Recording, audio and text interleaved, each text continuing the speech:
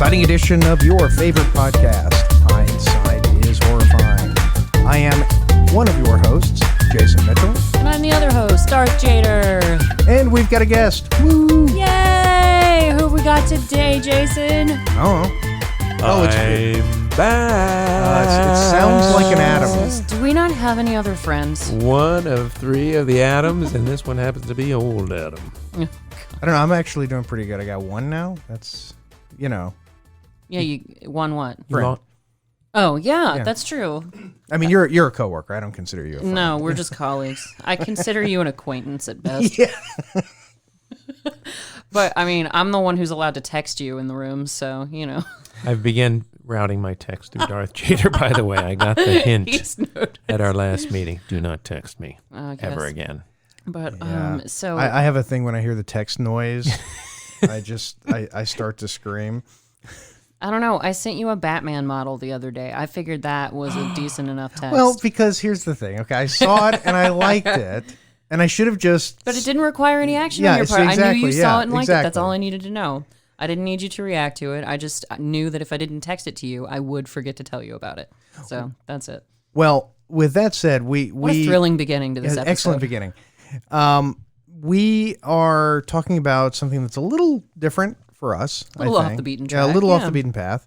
The story is we were going to do a movie that is not available on Amazon or YouTube or Netflix Or Hulu, or anywhere yeah. you can stream legally, listeners. And we found that out the day before we were going to roll, so yesterday. Yes, because I'm apparently the only one who prepares more than 24 hours in advance. It's got to be fresh. Yeah, Yeah. exactly, yeah. Really fresh. I usually Everyone- watch it the day of. I know. That's the point. If I hadn't have said something yesterday, we would have been in a bit of a bind. So I'm glad I discovered that. Well, so I came up with an alternative Yes, movie. he did, Hindsighters. Yes, he did. But that movie also wasn't available anywhere. So I wanted to do a creepy alien movie because we were going to be doing the movie Life Force, which I'll find it somewhere. And from the clips I could see on YouTube, it sounds like I was spared for a change with you two in the studio. So I get a little vacation this week, listeners. Well, it's got a hot topless Italian woman and Patrick Stewart kissing a man. So, Shocking. what? It's got it all. Dear God. I'm titillated. So now this movie's going to sound boring by comparison. Well, I was actually surprised by how much I enjoyed this movie. We are not doing the Christopher Walken movie Communion either because that's not available anywhere. Jason's so obscure, guys. He loved all these movies before they were cool. Yes. And after they were even screened because nobody can find them. Right. So- No, they don't exist. So I wanted to find a good, scary UFO movie, and I selected the movie Fire in the Sky, which is... Here's the thing, Hindsighters. I'm pretty sure Jason thought this movie was going to scare the lights out of me, and I think he's lost some very valuable perspective here because he's made fun of me for being scared of Sleepy Hollow, Mars Attacks, all this number of movies. She was scared of Mars Attacks. Because I was know. a child when Parasites. these movies came Bite you. out. I'm still scared of Shivers. Don't even start with me on that damn movie. Parasites that make a beeline for an orifice. Oh, dear God. Anyway, cruising right past that. There's much less orifice penetration in this movie. But there's implied There- orifice no, no, no. penetration. Yeah, it's implied. Well, I was about to say there's definite orifice. Yeah, it does happen once. There's definite probing, just not the type that you would expect, Hindsighters. Yes. So there's that at the very least. But Jason was teasing me a little bit. He said that I should watch this movie in the dark by myself, and I was like, "Oh Jesus, what am I in for now? Dear God in heaven, save me!" But no, this movie actually didn't scare me at all, so it was fine. Well, the movie itself, I actually remembered it being scarier because, and we'll get to it, but the end of the movie is very intense. The last probably about half hour of the movie is Yes, very, it does. very It intense. takes a while to get there, but yeah, I'll agree with you on that. Well, so this is this movie was made, or it came out in 1993. Yes. It stars Robert Patrick of Terminator 2 fame. And James Garner, not to And be Mr. mixed up with James Jim Garner. Rockford. Yes. So easy to get mixed up. Yes, James Garner is in it as a detective. Big, huge surprise. Big stretch for him. There's a lot of talent. A bolo-clad detective. Yeah, from Montana. Biggest acting stretch of his career, Yeah. I believe. Yeah, and Elliot from E.T. Holy God, that was Elliot, didn't wasn't really? it? I didn't No. recognize recognize yeah. him. Which guy is it? The one that looks like Elliot? No, now that you said it, I know, but oh my God. I think the character he plays in Fire in the Sky is George. I think that was his name. I don't even remember, but yeah, I know exactly who you're talking about now that you said it. This is an interesting movie, Elliot. because it's the second movie that he was in with aliens. An extraterrestrial, yeah. More probing in this one. I think, yes, than in the decidedly first one. less probing. No in glowing E.T. fingers. No glowing fingers, though. There you go. Yeah. Just a probe. No Spielberg budget on this movie for sure. We should start out by saying that this is a movie that begins with the moniker based on a true story. I was going to ask you that because you are never a fan of that. When we did The Conjuring, you were just like, Yeah. based on a quote-unquote true story. Like the So- Amityville Horror. Yeah. Yes, Yeah. we discussed that on that episode. Hmm. This movie is based on a true story. It's based According on to Travis Walton. it's based on a 1972 UFO abduction I case. thought it was 75. It was 75? Yeah, Yeah. 1975. Oh, that's right. It was 92 was when the movie came out. Get it Sorry, together. okay. Didn't you pick this movie? My God. So, 1975, Travis Walton and some of his friends, co-workers, they were lumbermen. They were doing a government Yeah, contract. they're to just clear colleagues. out- They don't text each other. No, especially not in the 70s. The rates were Oh, ridiculous. yeah. The roaming up in the mountains must have been something insane. It was a group of about 7. They made the group of people in the movie 6. smaller. They made it 6 to Yeah. leave less names and faces to memorize for the audience. Yeah. Which at first sounds like it's not that big of a difference, but it actually does work better, I think, with 6 people. But basically, You're only invited to round out the numbers. the story is that Travis Walton and his coworkers were cutting lumber. They were deep in the woods somewhere, got into the truck to come home. As they were coming home, they saw a giant red glowing light that they said looked like a fire in the sky. Yeah, they thought it was either hunters with headlights or something that attracted them to the site, yes. They soon saw a UFO. Travis Walton got out of the truck. Once again, like you do. Yeah. Well, and that's just... And it's always rednecks in the wilderness. I don't get that. Hey, now. But the thing is, I know... You're in the South, Mr. Brown. I know people that would do that, though. I know people that in that exact situation would get out. Leroy Jenkins. Yeah, seriously.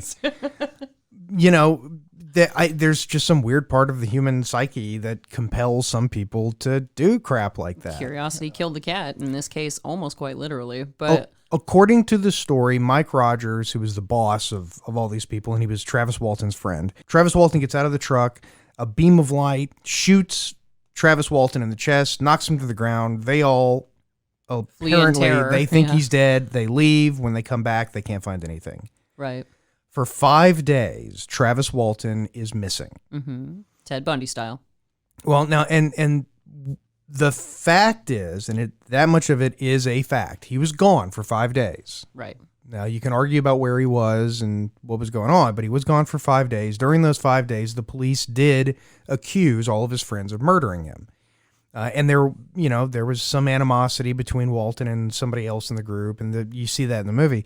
Yeah, they have different names in the movie than they did in the Right. and then Travis's book. After 5 days, Walton reappears, and he eventually tells his story about what happened, which, according to him, is that he was abducted by aliens. And now the movie does track pretty close to the actual story up to the alien spaceship part. It is completely, totally different. They took a little bit of artistic license with that portion. Is They that what you're they saying? made it up from whole cloth. Oh, okay. Yeah, the Completely whole different. part of the end of the movie is completely fabricated compared to Walton's version of it, which a lot of people say is fabricated. Also, I will say this: since 1975, not one of these guys has recanted their story.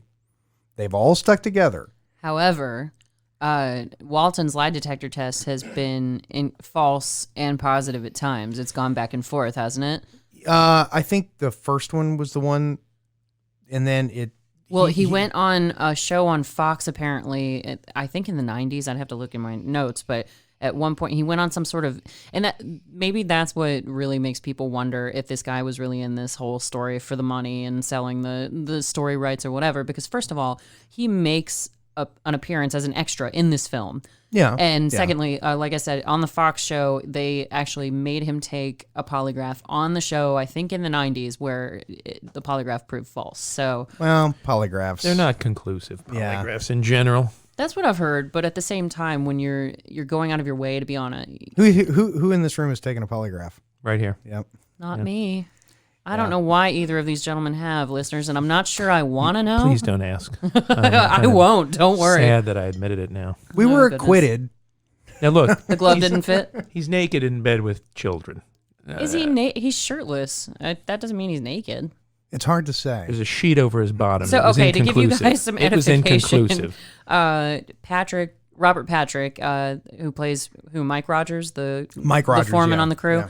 Yeah, his little girls wake him up in the morning and just crash in on him in bed. And yeah, he's shirtless, but it's not as creepy as Adam's making it sound. I guess it's just my being. Your My being. general creepiness. Well, see, and that's what's so weird about watching this movie again, because I remember seeing it before and not really liking it, and then I watched it this time. This is only the second time I've seen it, and I liked it a lot more this time.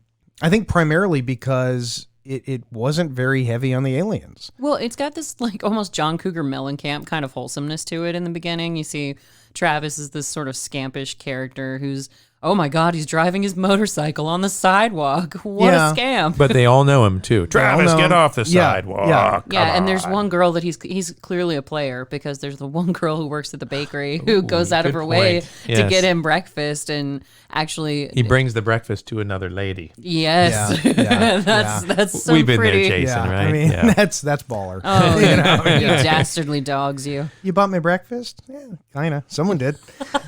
Breakfast was bought. Let's leave it at that. But the movie itself is really, it's the story of a person who is accused of murdering his friend Right. and lives in a small town, and the whole town turns against him.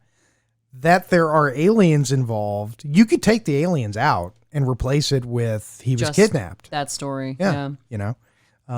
Or the fact that he fell down, a mine shaft or something. Yeah. He had an accident in the mountains, which happens because that's what they thought.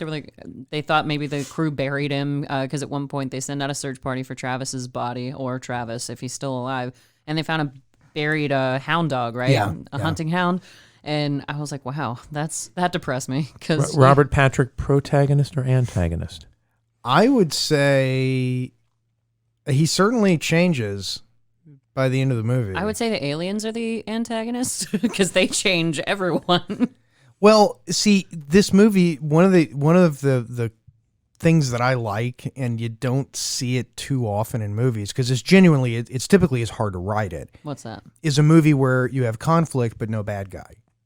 And in this movie, there's no villain. You have somebody who would be easy to pin as a villain, Dallas. Yeah. The really annoying character with the bandana on his head who just has to pick a fight with literally every person he encounters. And the little mustache. Oh Right. yeah, Yeah. the mustache and the super tight Levi's. Yeah, Can't forget little those. pube stash. I didn't notice that.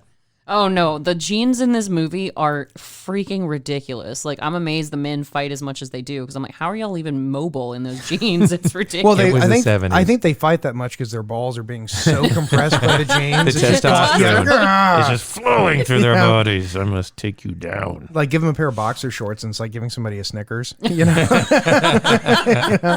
Oh, the Ah. visual. Yeah. You can't clear as many trees when you're grumpy, Dallas. Here, have some boxers. I can breathe. but no, there's no villain. Like, James Garner is sort of leading the pack of people who are oppressing and down to the attacking. truth, yeah. But James Garner's character is a cop, and he's just doing his job. And can you blame him for not feeling like, oh yeah, well, they say it was aliens. Well, I'm gone. And he's you know? doing everything that he can, because they sort of treat the cops like they're hustling them a little bit. And it's like, no, Yeah. the cops are still just exploring every option they possibly can, because they don't have any evidence to charge the crew members with. There's no evidence of foul play. Right. But they're basically saying, hey, and, they're not asking because they'd rather just, everybody do what they want them to do. They're like, okay, the polygraphs were inconclusive. Y'all have to come back for Right. more in the morning. And they're like, no, we have options. Absolutely not. We're leaving. Which that I need to go back and see if that was something that happened, because that rule made no sense. That one of the polygraphs were inconclusive, so you all have to come back in. I guess the logic of that is that if the crew gets together, they can hone their story even tighter if they find out, oh, Dallas, you were the squeaky wheel in this one. You've got to get it together when we talk to them tomorrow morning. That makes sense. Like, if you know you're the one who was inconclusive, you're really going to try to tell the truth or something. Yeah, you're going to toe the line, or you're going to be so nervous that you screw up the entire process. So bollocks, yeah. But logic. No, yeah, but so James Garner and the cop, they don't portray them as like. There's no point in the movie. There's one scene where a character says that like, "Oh, I know how to get him to confess," but it's just like a throwaway line. It's the one raggedy, like violent guy at the diner who tries to pick a fight with the crew. And he goes, "Yeah, if the cops can't get him to confess, I damn sure know who does know how to get him to do it." Like it's. So it's not like the cops were trying to beat them and coerce a confession. It really is. You've got a 5-day period that they are thinking, you guys have murdered somebody. Y'all are the only leads that we have to work with. We've already sent hundreds of people up into the mountains to look for this one guy, and we haven't found him. Yeah. Now, James Garner is from Montana? Yes. In this movie, yeah. And why did he come down to Arizona? That never made any sense to me. I don't think they actually answered that question. Yeah, they just have like a line at the beginning where he's like, "Oh, I know all about you, and you've no unsolved cases," and like... It's almost the conflict between the feds and the local cops. Yeah. He's almost like the fed that comes in. I guess we got to get some more of these fed Lieutenant guys. Johnson. There's Elliot. We're with the FBI. There's Elliot in the back seat, by the way. Yep. Is he playing his radio, right? No, is he the one that plays the radio? He's in the middle. Loud? He's in the middle, yeah. Okay. And the guy... oh, yeah. Yep, there he is. I see It's it. totally Elliot. Yeah. That's I did Elliot. not realize, because I watched this movie last night. I saw him, but it just did not strike me that was Elliot. Well, I mean, I'd seen the movie before. I forgot that Robert Patrick was in it. Yeah. One of the most ubiquitous character actors of all time. He's in so many things, and I wrote this down specifically for you, Jason, because not only is he in Community. That's killing me now. I'm trying to remember who he was in Community, and I'm sure I'm forgetting a very obvious thing. Oh, he's in a ton of he's in The Faculty, Wayne's World, Jarhead, Sons of Anarchy, True Blood. He's got so many credits on IMDb. It's absolutely ridiculous. Well, good. Sons of Anarchy wasn't that long ago, so he's still working.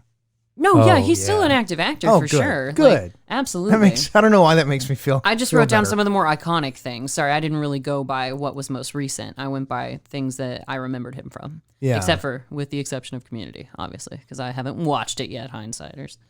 She will. She will. Oh, will I? Yeah. But he's gained some weight, hasn't he? Since 1993? Oh, a lot since 1993. A little bit. Hey, come on. We all have, We right? all have, yeah. I'm just so critical of these actors that are light years ahead of all of us. Yeah. You judgeroo. Go play your judgery-do. Now, the UFO part, so that's guess... really the only alien, quote-unquote, contact you get. Yeah, you get the abduction in the beginning.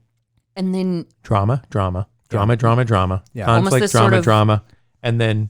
aliens, big aliens, and at it's the like end. balls the out. finale, dragging them down the hallway. Yep. It is. I did again love the ending. I loved all the little details that they had in that. My favorite part of the whole ending. Well, you're just talking about like the alien portion of the ending, The not alien the actual portion. ending The of the film. 'Cause I've waterboarding got and some everything? thoughts on Yeah. that. Yeah. When they're dragging him waterboarding through the stuff. hall, and he's flailing around trying not to be caught, and you can see he's hitting like a pair of shoes, Glasses. and Yeah. glasses, and it's Debris all the from debris former from human all the other people. Experimentation or whatever they do with the humans. But yeah, He did even find himself in the chest cavity of a cadaver when he goes flying through the zero gravity area. When I watched it a second time, it's pretty gruesome. it almost looked like that cadaver was moving. Yes, I did notice that. I should have gone back. I'm going to look and see again, but because I was trying to figure, was that just the dummy? As he was moving it, the dummy was moving, or was it supposed to be like that was still alive? And also, what the hell were the aliens doing? Yeah, you don't really know because just based on they basically tube him through his ears and his throat, and then it looks like they're about to stab him in the eye with a progressively smaller and thinner needle. Yeah. That was intense to watch, but Yeah, it just beyond that part, that was pretty intense. I'll give you that, but I could have watched it alone in the dark, Jason, and I would have been just fine. They got some chainsaw challenges here too. That's testosterone. Yeah, they're not symbolic whatsoever with those large, chainsaws. long chainsaws. Absolutely, big ones too. Well, and they're in a dangerous line of work. I did even read just a little bit of Travis Walton's condensed memoirs, and he was talking about how it wasn't really them trying to challenge each other, but one of the guys did try to fell a tree on him. So that was apparently he did have a real life kind of rivalry with one of the guys. I don't think it was quite as contentious as it is in the movie with Dallas, but it's probably just a bunch of young men bullshitting and messing with each other out in the woods with power tools. Yeah. I mean, and you got two of them. They're two stupid young men. At a certain point, they're going to get into a fight. Well, absolutely. Do you remember jarts? Yeah, we used to throw them at each other. It was a game. Lawn darts? Lawn darts. Oh, God. And that's why they're illegal now. Because of people like or the Red Ryder BB gun that my friend shot me with. In the eye? Yeah, in the back. He got me in the back with it. Yeah. Okay, so I'm going to use this movie as an excuse to talk about a subject that I like. Oh, sweet Jesus. Oh, he's got a look on his face. I knew this was going to happen. He is so devious. He's I want to talk against UFOs. this topic a few times, yeah. I've been interested in UFOs since I was a kid. Yeah. And this is a good opportunity to ask, have either of you seen a UFO? No. You've never seen anything up there? No. Nothing. Now here's an interesting story. I had two friends that, quote, air quotes, saw a UFO together near our home. Is that a euphemism for something? No. This was a real UFO. And it was, just silhouetted in the sky. And the way they described it was exactly like something that another completely different friend of mine saw over the Great Lakes. I'll be damned. A whole group of people on the beach, were pointing at it. And it was a large triangular thing with lights on it. And it was just hovering very slowly. Well, that was the description. And, at first I kind of poo-pooed it. Oh, it might have been a blimp or something. But they both gave the exact same description. Two separate locations. These folks never knew each other. I was intrigued. It's interesting. I was intrigued. Yeah. Yes. I've done a lot of UFO related stuff. I was in MUFON, and that's a whole kettle of fish. I'm not in it anymore. And I came to this conclusion because I've actually gone and done UFO investigations and talked to witnesses and stuff like that. And I eventually came to this horrible conclusion that I would say it's all absolute horseshit, except I saw one. And it drives me nuts. Because you saw one? Absolutely, as clear as day. Tell us all about it. It was like 97, 98. Okay. It was when I was in college. I was with a dear friend of mine, and we were visiting some friends at a different college. It was about half an hour away, and they're separated by an interstate, and it's just woods, nothing out there. Right. We leave that college, and it's maybe like 11 o'clock at night, something like that. It's winter. It's really cold. It's one of those like crystal clear nights, right? So we're driving down the interstate, and we're on Interstate 20 in Louisiana. We're headed west. And you see Will Smith chasing a car on foot. You're putting words Aliens. in his mouth. I'm just joking. That wasn't Aliens? Men in Black. Men in Black. Men in Black. Men in Black. That must have been the director's cut of Aliens. Sorry, go on with your story. I think James Cameron would do that. Well, he would now. Yeah, have you seen Terminator Dark Fate? No. He'd do it now. Anyway. So we're driving down the road, and there's my friend looks up out the window, and he says, wow, it's like ridiculous how clear the sky is tonight. And I looked forward, and I was looking at Venus, and I said, yeah, look how bright Venus is. And my friend was an Eagle Scout. So he's spent a lot of time out in the wilderness and all. So he actually knows where to look when you say, look how bright Venus is. Well, and he's like, no, that can't be Venus. Venus is set by now. That isn't Venus. And I said, well, dude, it's got to be Venus. It's the only thing. It's a super bright white star. It's the only thing it could be. It's Venus. Could it have been Uranus? No, that was behind me.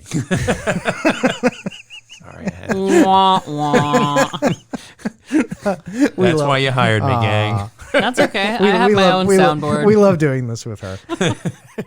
Anyway, they just want to get a rise on me. So point. So as we're driving, we're getting closer and closer. And, eventually you start to notice how as you're getting closer, the thing can't be that far away because you can see it changing perspective. Okay. And so at this point, we're thinking, okay, well, this is genuinely weird now. There's a giant, super bright white light. And what the hell is this? And we eventually get closer and closer. And ultimately, what we end up with is we are in the westbound lane. So there's us, a median, then the eastbound lane, and then trees. And hovering above the trees is a black triangle with a light on each corner and a light up in the middle. And, I mean, bright as just so ridiculously bright. It was like an arc welder, Wow. And you could see like detail underneath the thing. You could see lines and stuff in there. And the weirdest thing, and this is actually something that I ran into talking to UFO witnesses, we were so freaked out about it that we drove right by it and didn't say a word to each other. And like 15 minutes later, it was, did you see that?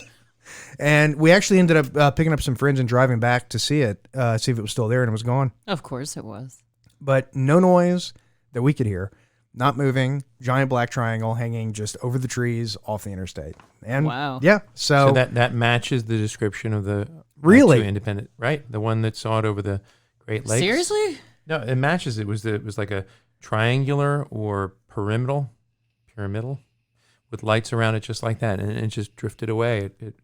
So it could be, it's unidentified, right? So you don't know what it is. It may not be from outer space. I'm sure the military has maybe test craft that it could be deploying. Drones of some sort. Right, exactly. It could be almost anything. But it's interesting that all three of those stories align in terms of the description of what this craft looked like. This is why the government was determined to stop the Naruto run on Area 51. Yeah. That's exactly why. We actually did talk to a guy who saw the same thing, and he was Marine aviator, and he was with a buddy of his who flew helicopters in the Army, and they both saw it at the same time. They were both convinced it was something we owned.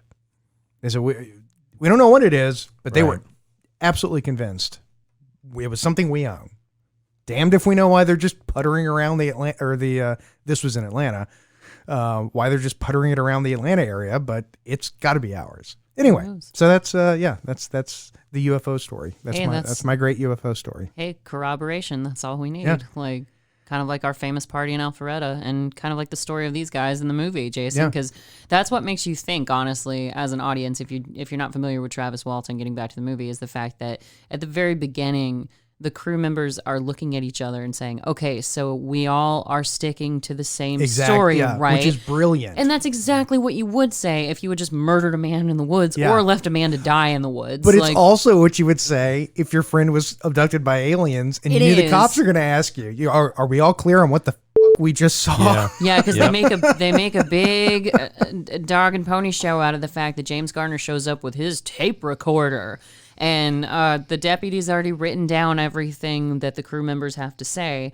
And even the sheriff backs him up on that. He's like, oh, well, deputy got everything down. He goes, no, we'll use the tape recorder. A man with nothing to hide is a man with nothing to be guilty of, or something like that. A man with nothing to hide is a man who doesn't have... Wait, come back to me. I actually think I wrote it down. I can be a little more eloquent. I have no idea.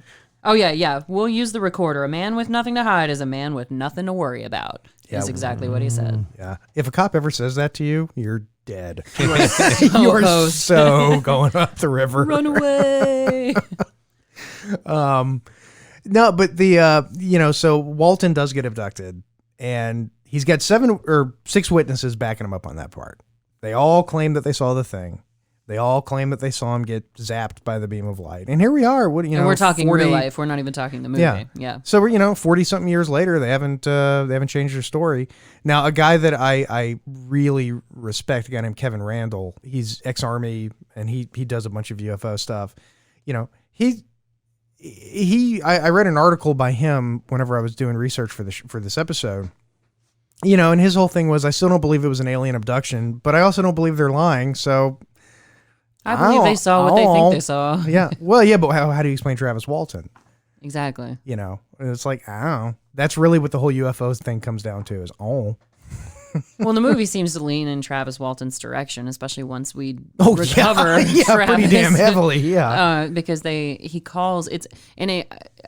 Given the fact that we almost did this movie and we've discussed it on previous episodes, it reminded me a little bit of Mothman Prophecies, Jason, when Travis is calling from some random gas station out in the middle of nowhere, and it's almost this disembodied voice. It sounds a little surreal, where he's like, Mike, help me. And then they have to go hunt him down. Yeah. Which, they couldn't track the phone call, obviously. So they're just going to random gas stations trying to find Travis. Yeah. Which is a good thing there's only 2 of them.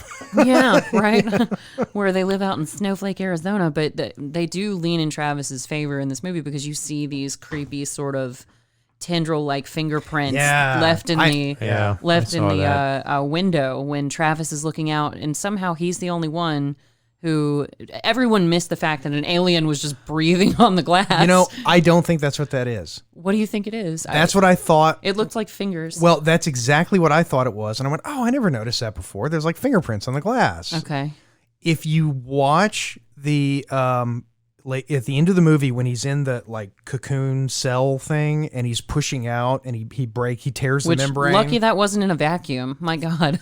Well, at that point, who cares? You're taking your chances. Yeah. Take the risk. If you look at that on the membrane, it looks almost that exact same thing is printed on the side of it, and it looks like a circuit that's like printed on the membrane. Okay. And I saw that and I went, tied it together. That's why he freaked out, because it looked like he was looking through the same thing again. But then what made that shape on the glass? Batman.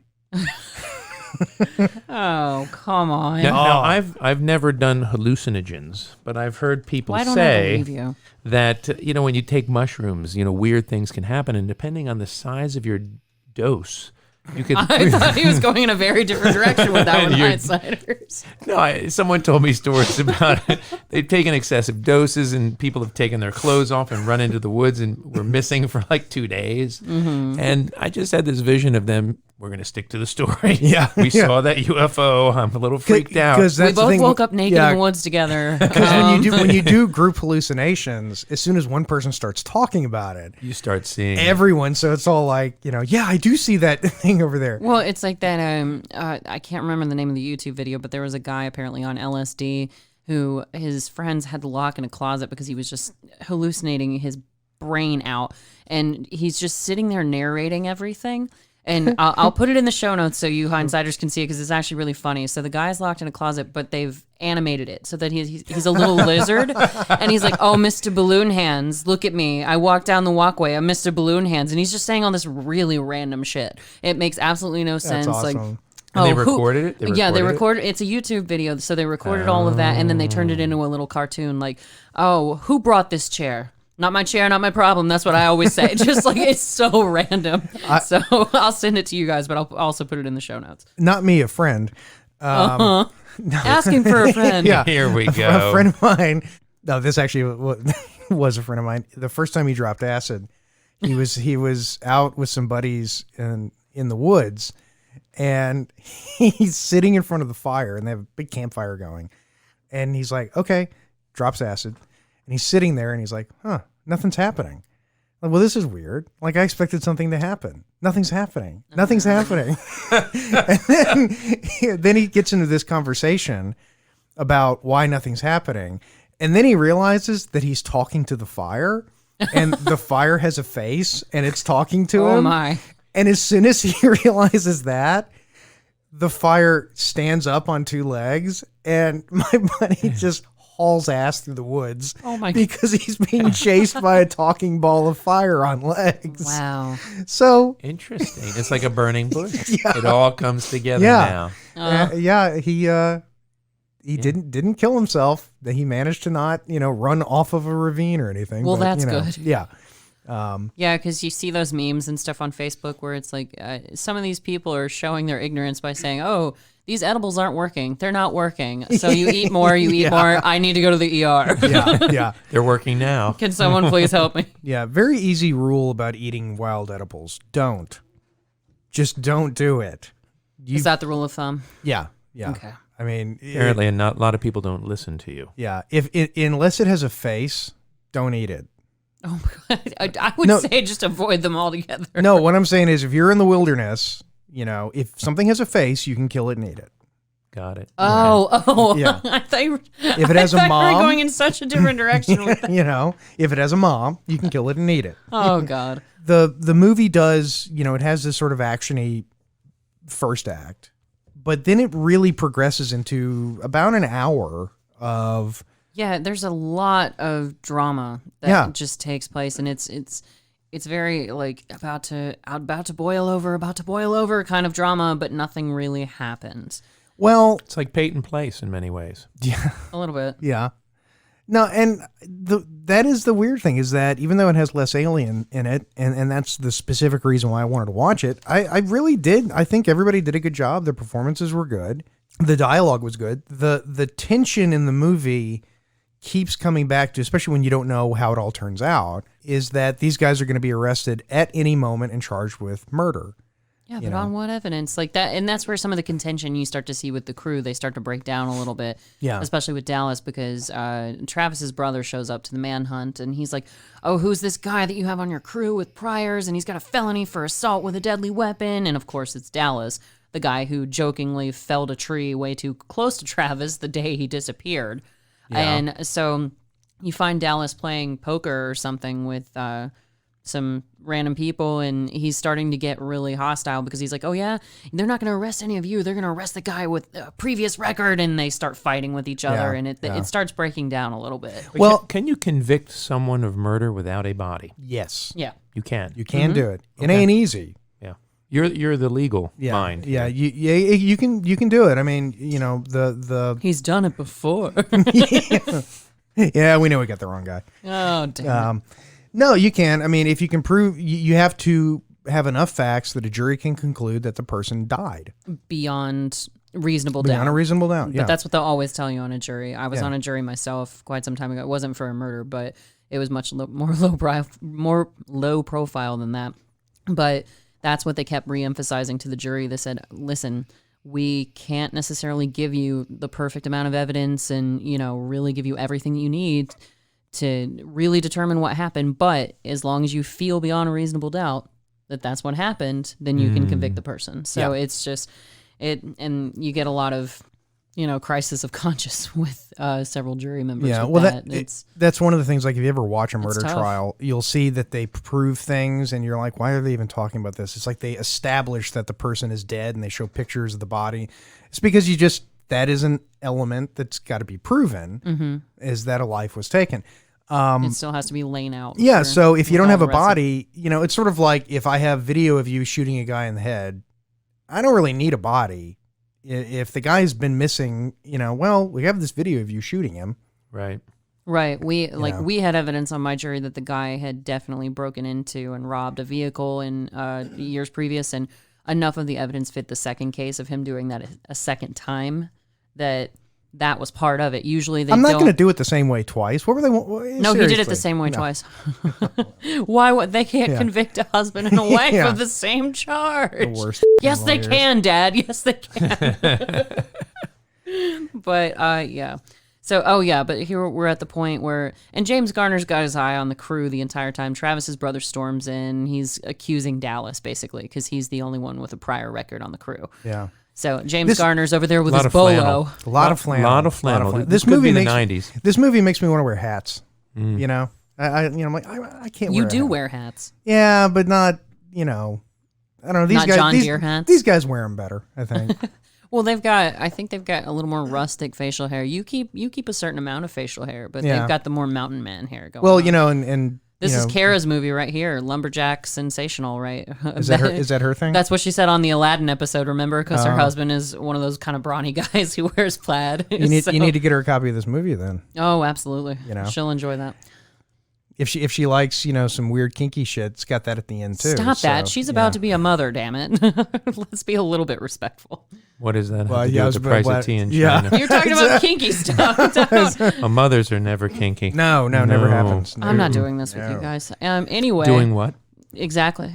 So cruising right past all of that. Continuing this conversation. So this is kind of a throwaway moment that I really didn't understand. I know that they're near an Apache reservation on the mountain, but then I don't know the two guys' names who are in the woods, but they're on the crew and they happen across this random Apache man who's just in the woods skulking about while the manhunt for Travis is going on. And they're like, look, what's that? And then nothing happens. Yeah, that is a very weird scene. Nothing because comes you're, of that. You're totally right. There's no pay. And he even mentions, the Apache reservation is nearby. It's like a mile that way.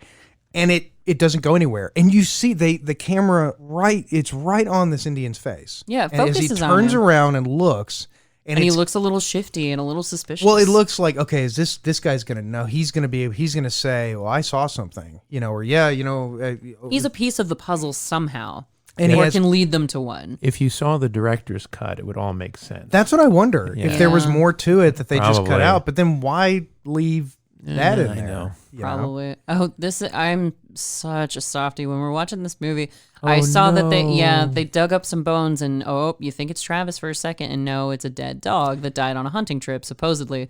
I was like, why does the dog have to be dead? Well, if it makes you feel any better, when they did this scene, they did not use dog remains. Oh, thank for God. that. They actually, one of the key grips had been killed, and so they just. Oh, they used a person Yeah, instead? they God. they just goodness. used some dude. Load Yeah. off my Yeah. shoulders. So nothing to worry about. No, a past boyfriend got mad at me about that once because he moved out of town and we watched Walking Dead Tell together. me about it. No. I watched the first episode of The Walking Dead where the horse dies. Rick rides it into town and the horse dies. Rick does, and I was like, "Oh my God, why are you making me watch this show? The See, horse you dies." say that I'm just seeing Rick Sanchez in my head riding a horse. Get away from the walkers, Morty. But so Rick's horse dies, and I was like, "Why are you making me watch the show? The horse just got ripped to shreds." And he goes, "Like so many people are dying on the show, and you're mad about the damn horse?" And I was like, "Yes." Because the horse didn't do anything to get himself into it. No, just like Daredevil Yeah. and Sleepy Hollow. Why is the horse in hell with the horseman? The Yeah. horse didn't do anything. Yeah, the horse didn't do That was anything. an innocent horse. Now, I have a question. Rick is always belching and there's stuff rolling out of his mouth. He's a raging alcoholic. Is that what it is? Yes. Okay, Yes. got it. Yeah. Rick Sanchez. Yes, Rick Sanchez, not Rick from. Not Rick that from The other Walking show. Dead, Yeah. yes. I mean, he could be. He might be a raging alcoholic. A lot of them can they can hide it pretty well. A lot of who, Jason? Alcoholics. Oh, okay. I thought you were going about a comment about the police A lot of force, and I was like, sheriffs damn. in the zombie apocalypse can hide Of their course. alcoholism. There's a niche. After the apocalypse, they probably don't have meetings anymore, so you can't be an alcoholic. You're just a drunk. Oh goodness. So the sort of payoff of the movie is, of course, the sequence at the end of the movie. We got to talk about that. Mm-hmm. We have to talk about Travis Walton in this movie, his experience aboard the SS Mouth Rape. Is it mouth rape or eye rape? Which one's worse in this case? I think you would Not call the that minnow. a double penetration. Oh, Because it's going in. But it is. It's getting him the. Yeah, both above the neck. Yeah. What's It's I don't know. It seems like a perfectly reasonable term I just coined. any orifice a parasite would target. Exactly. The Someone eye kill and me. the mouth and perhaps the nose. So Travis, There's no end to my threat to slap you. Let's just remind you of that, Adam Brown. Be careful. It's coming. I can tell. It's building up like a storm. So the tonal shift in the movie. I think it just happened on the show. Yeah. At about, when Act 3 begins, Mike Rogers gets a collect call from Travis Walton. Yeah, the very Mothman prophecies call, because he keeps. What's weird, and I couldn't understand this either, Travis repeatedly calls Mike's house and won't answer when the wife picks up the phone.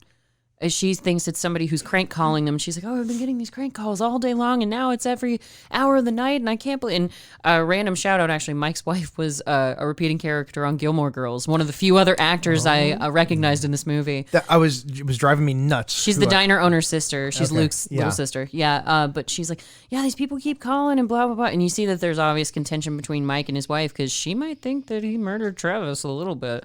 You get that inkling from her. Well, when the facts, again, put yourself in these characters' shoes. My husband came home saying that his crew member got abducted by aliens. Yeah. That's a little... Well, look, as far as criminal law goes, either of you, just imagine that you went home tonight, God forbid, and your significant other was dead in your house. Jesus. No, but think about this. Who's going to probably go to jail for it? You. We are, yeah. I mean, who are the police going to look at? Every dirty secret you've ever had. In my case, I'm going to go ahead and put this on record. Our little dog, Watson, because he hates Josh. Does he? Yes. Oh, Very much so. Aw. Kind of, yeah. But, yeah, whenever it's only when I'm at home. It's very mommy centric. Like if Josh is anywhere near me, Watson's convinced he's going to murder me, and he tries to protect me. Well, yeah, you are the prime suspect. You are, yeah. Yes. Significant other. Getting back to the point of the story. Prime suspect. Yeah. And, I'm convinced that there's a lot of people who are in jail today who are innocent just because that's how it goes. Yeah, they fit the well, because think about did you fight?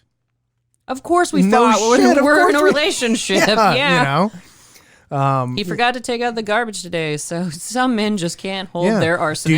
Do you have any financial troubles? Yeah, of course. Yeah. By definition. Do you ever drink alcohol to alter your mood or celebrate a special occasion? Yeah. I need gin in my mouth now. Yeah. Put it in my mouth now. That's not the first time he said that on this show, listeners. I could go for gin right now. That's a quote from BoJack Horseman, actually. I just watched it last night. I know. Are you watching the new season? No, I'm just starting season 2. Okay. I'm behind. I've seen 1 and 2. I haven't seen the 3 and 4 yet. Yet he hasn't watched enough of Rick and Morty to understand that Rick is a raging alcoholic. So you're behind on your homework, Mr. Brown. I'm getting there. Mr. Brown. I'm getting there. Okay, but yeah, did we just do the diner scene? I think we glossed right past that. No, the diner scene's that's coming up, happening right now. Oh, by the way, Robert Patrick and his wife are on the rocks. Oh. Like Jen. Not in real life, in this movie. In this movie. Yeah. So and everybody knows that. Yes. So it's like, You're not on the rocks. They did not say that, did they? No, that's from Bob's Burger. Oh, all right. I was wondering where that was from. I know Jason was going to get that. Are you aware of this? I'm not aware of it. It didn't work. But getting back to, because I think we can kind of brush through a lot. You can, because it's very, the crucible, just all the society, the little bitty town is turning in upon itself and churning drama. So yeah, you can. Character-driven drama. Yeah. So Travis Walton wakes up. Well, first of all, okay, so Mike Rogers gets a phone call. It's Travis Walton calling collect. We have to talk about the horrible joke that one of the reporters makes to Mike Rogers, because Mike is staying at a little motel while all this contention is happening in his town and his family's being singled out.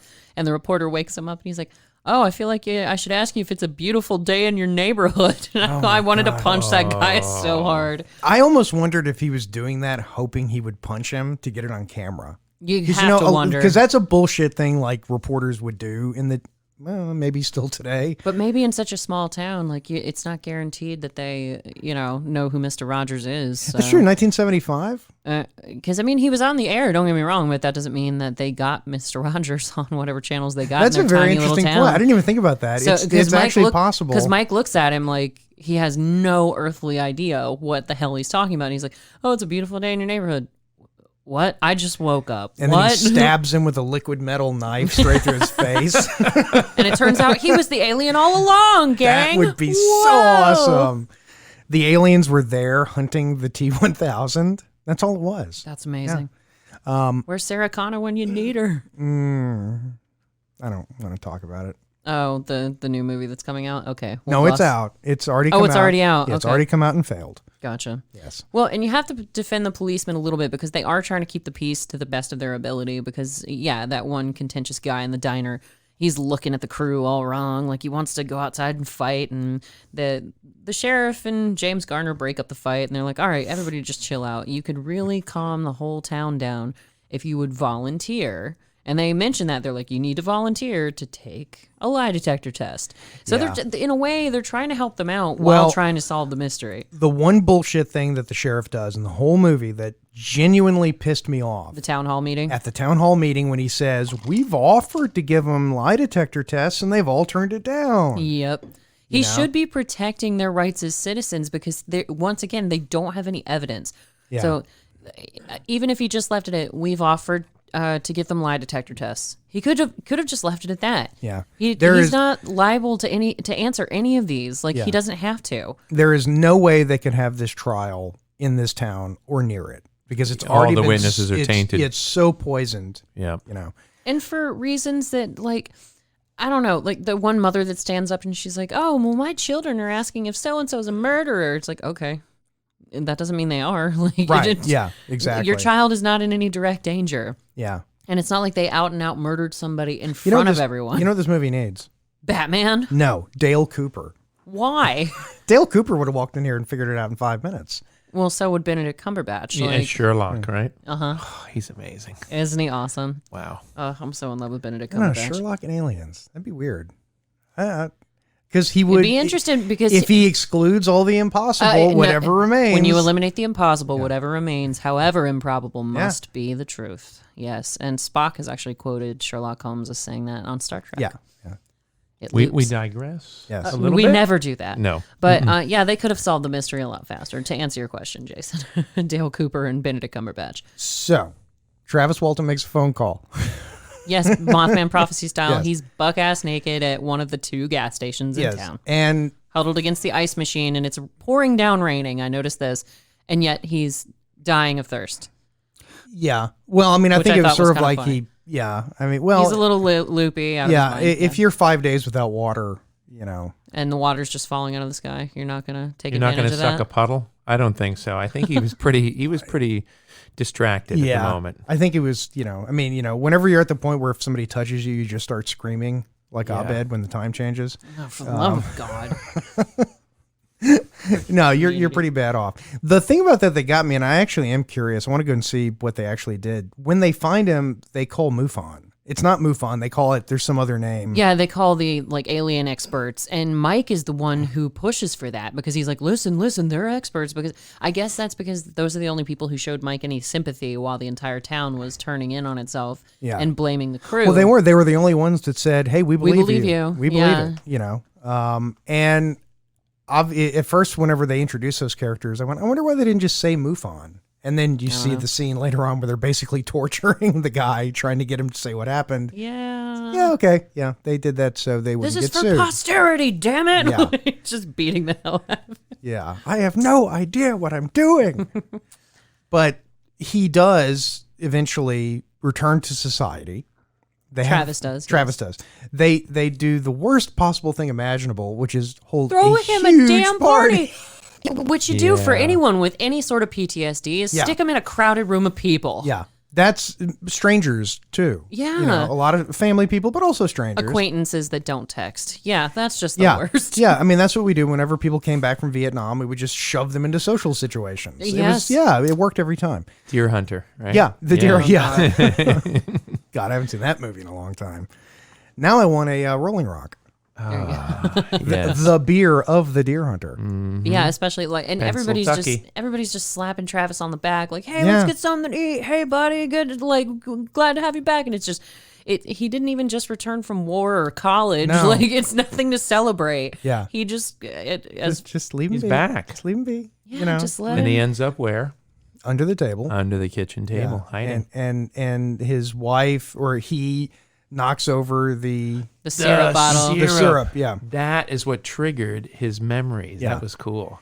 And so Travis Walton in the movie remembers waking up in a sort of dystopian Matrix H.R. Geiger type incubator. Yeah, slimy, gooey place. Incubator. Yeah, it was very much like the Voom. Oh, Was not sterile. it was the No, beginning no. of my Dirty. existential No, they were crisis. crap aliens. Yeah, they were really they crap. were- They aliens. looked like Groot. I'm telling you, they just I look actually- like cheap knockoffs of Groot. Well, they came first. Not as far as the comic books. No, but I mean, as far as the actual, I actually thought they did a good job on the creature effects, and I No, they did, and they didn't look like your typical just regular aliens either. They were alienish. The spacesuits did, which I thought was cool. Yeah, the spacesuits look like a typical alien. Yeah, with the aliens the gray with themselves. the big head and the but big that confused eyes. me because it's like, how are those big ass aliens fitting into those tiny little exoskeleton suits? Like, it didn't make any sense. But here, look at the picture of the alien there.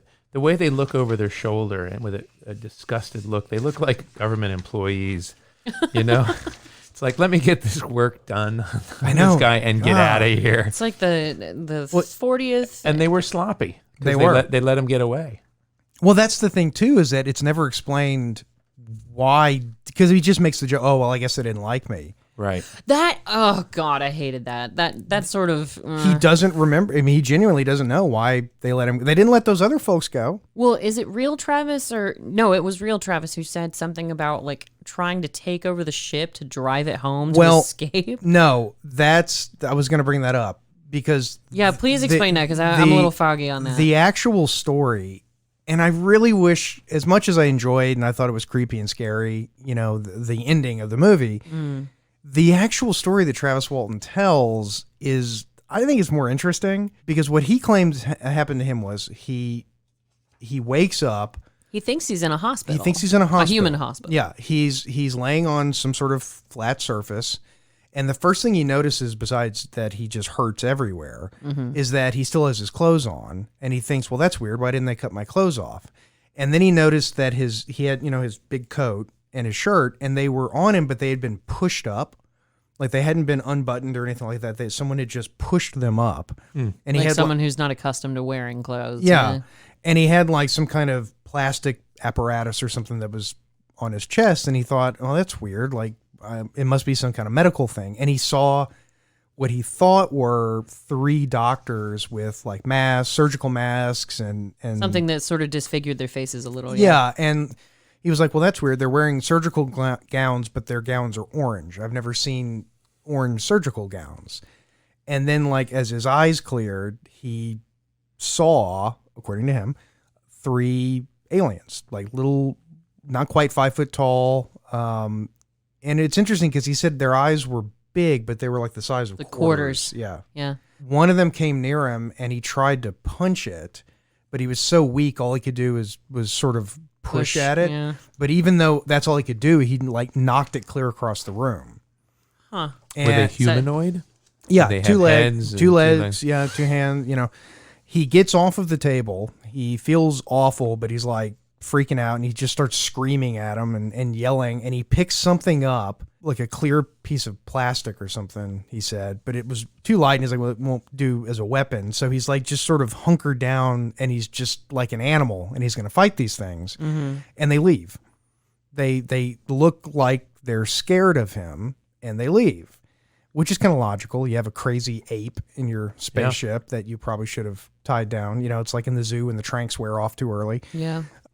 He eventually goes out in the hallway, and he's running down the hallway, and he's running past doors, and eventually he thinks, well, I've got to open one of these doors because I got to get out of here. He opens a door, and he finds this room, and this is the part you were talking about, and it's a room with a chair in it, and as he walks closer to the chair, the closer he gets, the more the walls like shimmer, and they get darker, and he starts to see through them. And as he gets to the chair, he's basically looking at space. And he backs away from it, and the walls turn back into walls again.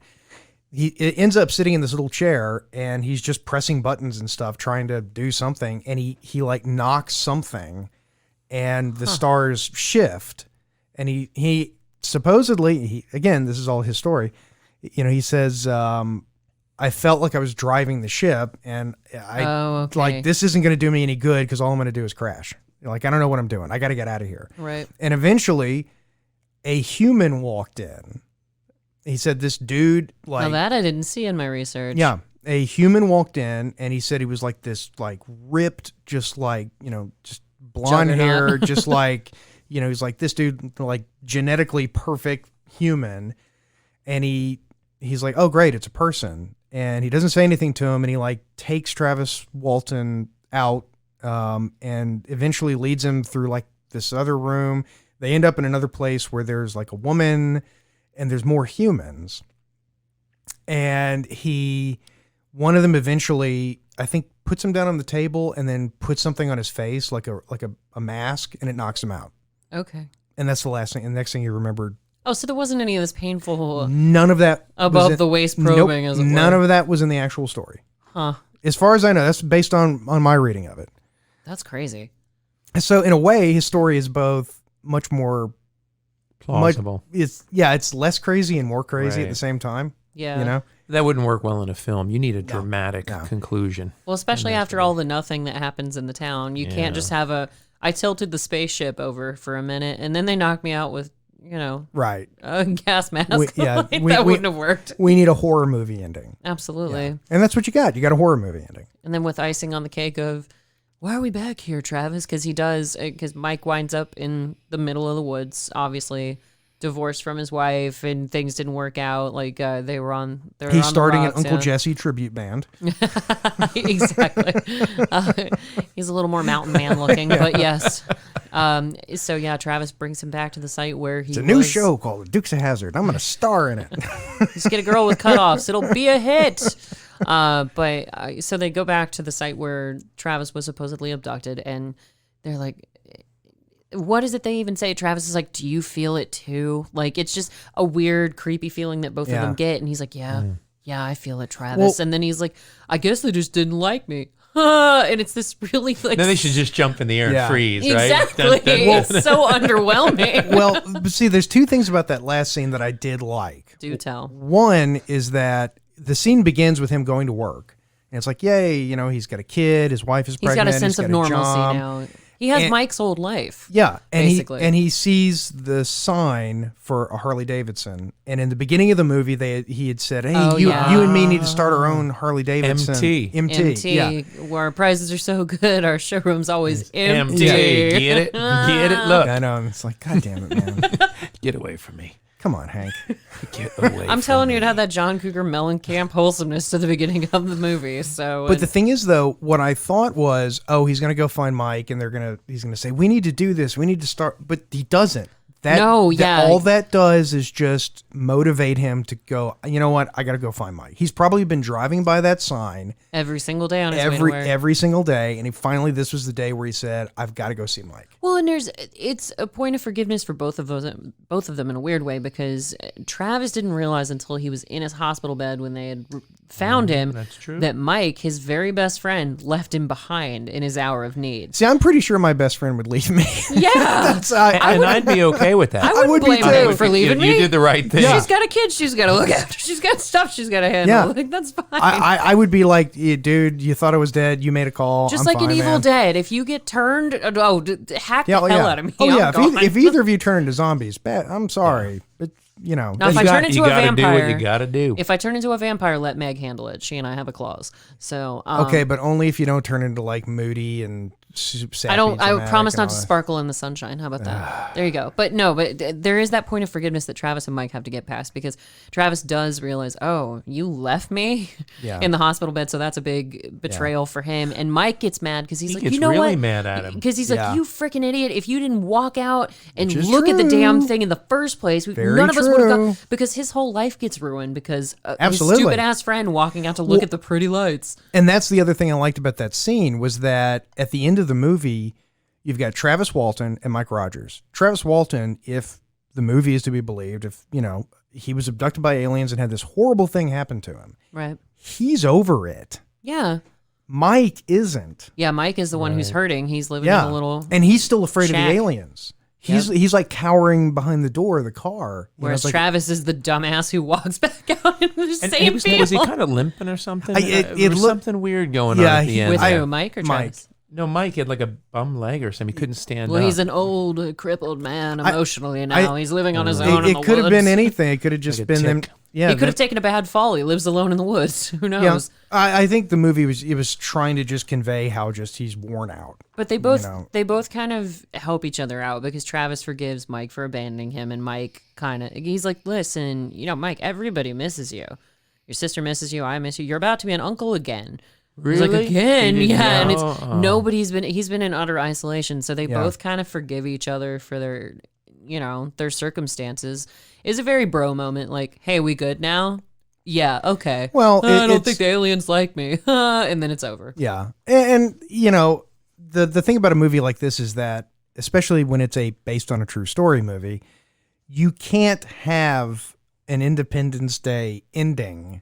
They're not going to fight the aliens. I wanted to see an alien get punched in the face so hard. My God. Yeah, but that's the thing. You've got to end it with, well, when did the actual story? Well, he came back and he told his story, and he's fine still. And he had to deal with it. Yeah. And it was the dealing with it that was, that's the story. They tied off some loose ends. Yeah. At the end there.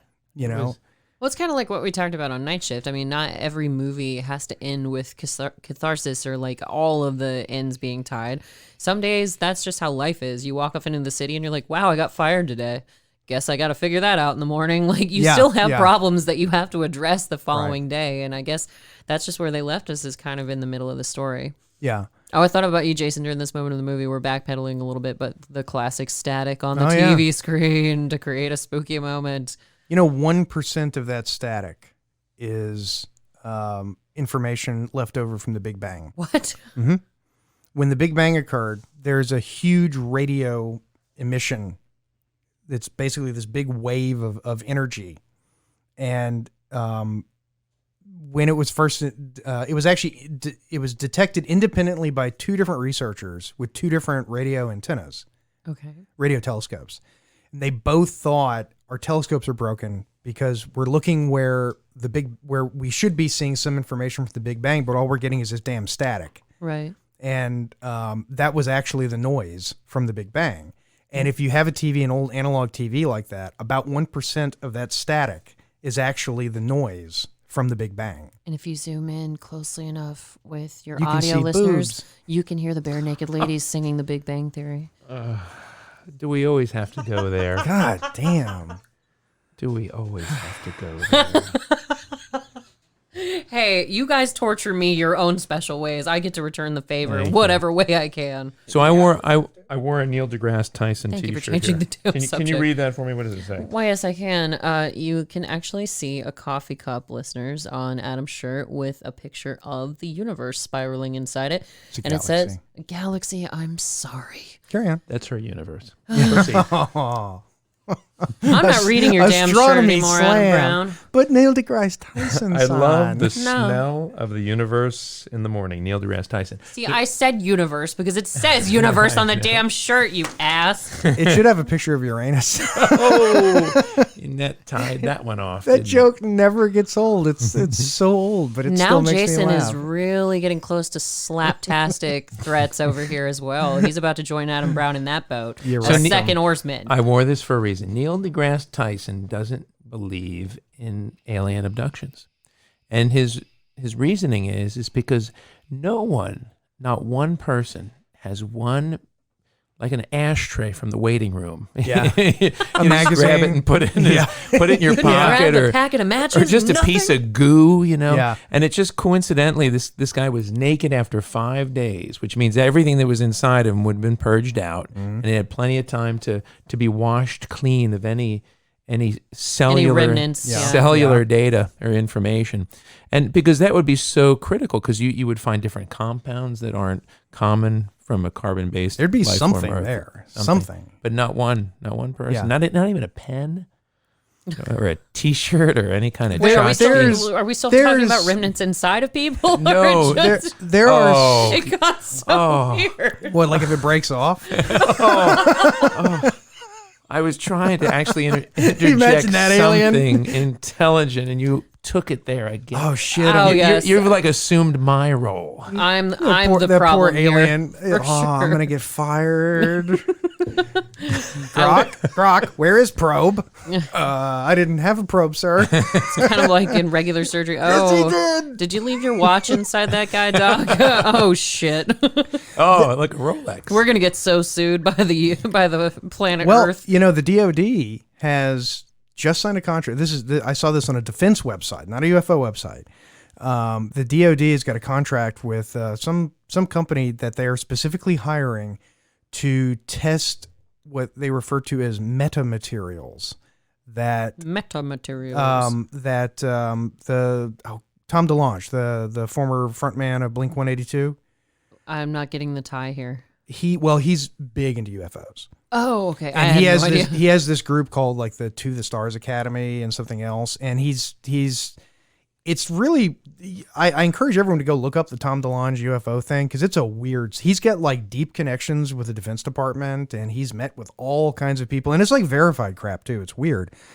But his group or people that are associated with it or something have claimed we have these materials that have been found associated with UFOs.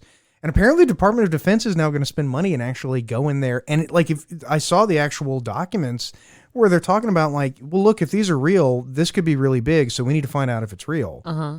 And it's just the strangest thing that it's public. It's not well, we're going to do it in secret. You got to wonder how much stock they're really putting in. The Air Force at one time have a division that would Project Blue Book. That's right. Project Blue Book. Yeah, Project Blue Book. Yeah. Which I could go on for hours about all this crap. But I'm aware. Because I do. Because this is why we remain associates and not friends. What you were saying, though, I agree with what Tyson is saying. It's like even that guy was mentioning, Kevin Randall, writes tons of UFO stuff. All kinds of stuff. He spends his whole life researching UFOs and all this stuff. When it comes to alien abductions, he's like, meh, it's probably got a terrestrial explanation. It just doesn't. We don't know what it is necessarily yet. Yeah, it's I don't know what it is, and I tend to agree with that because I've yet to see an abduction case that really convinced me of anything. I'm not saying they're lying. I'm not accusing anybody of lying, but you could go full Bill Watterson and argue the fact that we haven't witnessed any extraterrestrial life forms yet is the reason why there must be other life in the universe. Well, there's only two conclusions. I think Freeman Dyson said it. It might have been Dyson, but either him or Pee Wee Herman. Yeah, it might have been Pee Wee Herman. It might have been. Either we are alone in the universe and there is no other life, or we're not alone and there is other life in the universe, and both of those are terrifying. Yeah. Which answer is more terrifying? Yeah, it's either way, we're kind of screwed either way. So the question is, would you have gotten out of the car? Was that the Alta Seinfeld measure in this particular case? I don't know. I mean, because I look back at my UFO sighting, and if I could go back, you were on the interstate. Yeah. And that wasn't a very easy place to stop. Well, if I had an iPhone, which of course we didn't have a phone with us at the time. Fair enough. If I had a phone, I mean, I would pay a fortune to go back in time to that day, stand outside with my iPhone, and take some pictures. Snap a shot. Yep. Take a video. The weird thing, the sort of the coda to that story is, I was on break shortly after, and I was at home at my parents' house, and it was late at night, and I was up and I was getting a snack, and I turned the TV on, and it just happened to be that my mom had been watching Lifetime, and Lifetime back then reran Unsolved Mysteries. Oh, okay. And so right when I turned on the TV, there's a photograph of the UFO I saw. And it freaked the shit out of me, because it's I'm getting a snack, turn the TV on, holy shit. Following me around. And it was a segment from Unsolved Mysteries. Oh my God.